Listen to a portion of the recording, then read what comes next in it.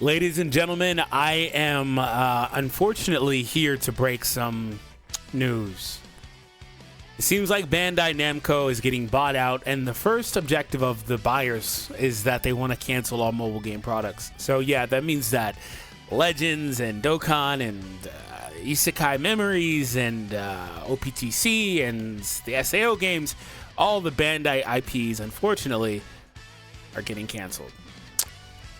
And that is what happens in the darkest timeline, because in our timeline, we are eating insanely good. These games ain't going nowhere. So if I scared you, that would have been a good April Fool's joke, but it wasn't meant to really be like a whole bit. I just was like, let me scare them real quick. So hopefully nobody got too salty. If I scared you though, comment down below, man, you got me. All right. So what's the topic of today's video?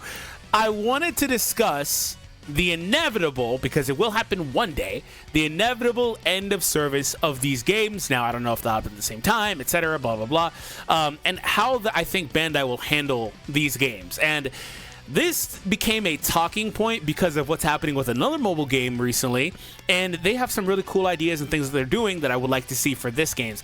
Now, again, this is far off into the future. If you ask me how much longer I think either of these games is lasting, for the record, this might sound strange to some of you guys. Maybe it's an underplay, but I think at least 3 to 4 more years minimum for both of these games. Minimum. I wouldn't be surprised if they last another 5, 6, 7. I'm not lying. Both of these games are insanely successful.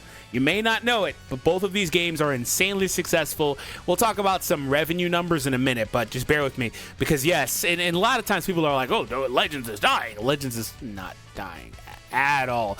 And there's another little thing I want to kind of throw out there is that I've been bringing up from time to time, and it's probably happening in the background. One day there's going to be another Dragon Ball game, and that's when things are going to get really interesting, when they put a third Dragon Ball game on the market. And they're going to do it. They're going to do it. They're just going to do it. Why wouldn't they? These games make billions of dollars. Why wouldn't they? They're going to do it.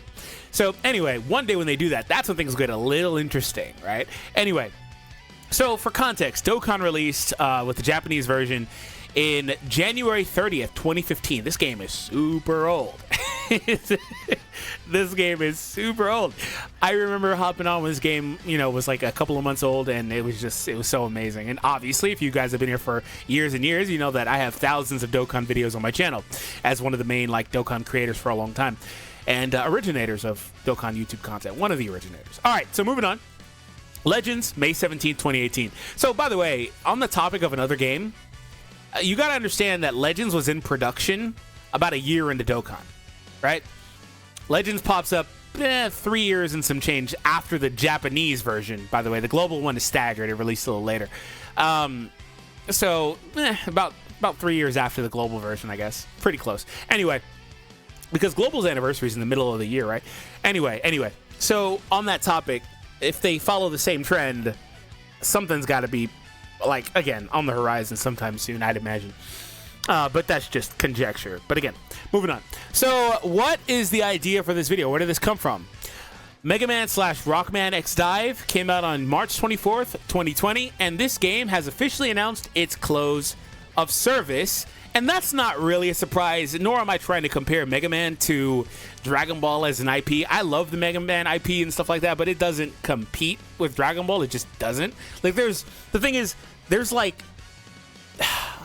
even the most successful IPs that are relative to Dragon Ball still don't really compete. So Dragon Ball's kind of in its own tier, right? In terms of how successful the IP is. So this game, you guys might have played it. So the global one is being ran by a different company, and they're saying, oh yeah, don't worry, our game is different because the Japanese version has announced their end of service. But the funny thing is, the global one is going to be, when they run out of content, they're going to close that game. So I don't know what they're doing.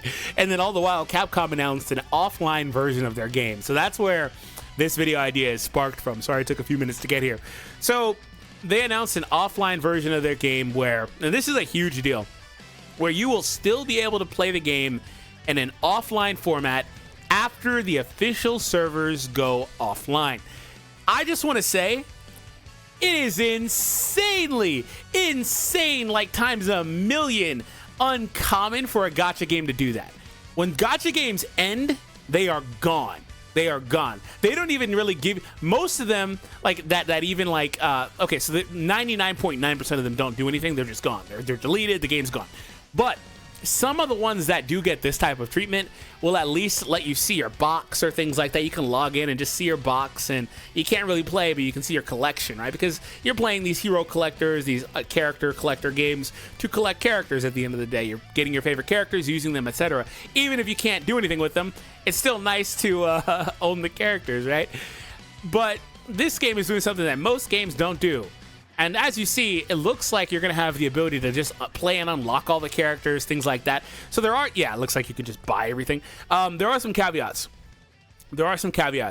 You will not be able to transfer your data from the raw game to this offline version. When your server account is gone, you will have to start over. That's probably because these characters are going to be acquirable free, etc. So they're going to get rid of the gacha system just to revamp everything. So that's probably part of the reason as to why. So anyway, this was a really cool thing that they're doing. So huge props to them. Yeah, they don't even have like the summon screen here anymore. the summon button was right there on the right. Anyway, huge props to them for doing this, because this game could have just disappeared into the ethos. Now, another caveat is it's going to be a paid thing. However, I don't really too much mind it if it's not like crazy expensive to purchase this and play from there. Now, as it pertains to these games, I was talking on Twitter a little bit about the Megaman stuff, and I think it was Living Ichigo. He responded. He was like, I said, I fully expect for these two Dragon Ball games to get a similar treatment when their time comes. Again, eventually it's going to. I don't care how successful they are. Eventually, it's going to happen. It could be in 10 years, but eventually it's going to happen, right? Anyway, and I was like, yeah, I think they'll get the similar treatment. He was like, oh, I don't know, because Bandai, this and that. By the way, Capcom doesn't have that great of a track record either, for the record. It's actually really surprising that out of all the IPs that I look at, it's like Capcom is the one doing something preservation-wise. Anyway, so I do think that these games will get similar treatments to one of the two things I mentioned. They may get a full-on offline mode, or they may get some way to look at your box. I don't think that when these two games disappear, they're just going to be gone, right? And that's another thing about why this offline thing is so cool, is preservation of the game, right? Because unless you set up a private server, this and that, you just can't play these games again in the future. They're just gone, right? There was one, what was it, Unlimited Spider-Man or something like that? There was one freaking mobile Spider-Man game that was a Temple Runner style game that I used to love playing, and I can't play it anymore because it's just gone. Unless there's some sort of third-party version of it, like I said, private servers and stuff. So yeah, I fully think they'll get this type of treatment for the Dragon Ball games. What do you guys think? What would you like to see? Again, if they do the one where they reset your stuff, that's not great. Especially for well, Dokkan, yeah, because it's older, but for either of them, because I would hate to see my box gone. I understand in the context of Mega Man is that they did it so you can start over. I don't know. It's kind of weird. I don't know what they would do. But anyway, just putting an online or an offline version is nice. So it's really hard to find the articles anymore about lifetime revenue, especially for Legends. They don't really put out Legends ones, and when they do, they're kind of like one-offs. Like, I had a video that I put up like a year ago, and it was like, oh, Dragon Ball Z Dokkan Battle and Legends. And the Legends part, if you don't really look at it, you think it's just Dokkan only. But there's a Legends line in there saying both games together had eclipsed 4 billion, right? And this was like September of last year, so it's almost been another year. So they probably eclipsed another billion or something like that since then. And the point is, they're hyper successful. These are billion-dollar entities, these mobile games. By the way, this is why mobile games just don't stop. This is why, because I don't care like how successful Tenkaichi 4 will be, right? Because it's not going to compete monetarily to this. They could put out as much DLC as they want. It's just not breaking $6 billion. It's just not, right? And that's not a knock on the game, obviously. It's just that this archetype of gaming is so damn profitable, right?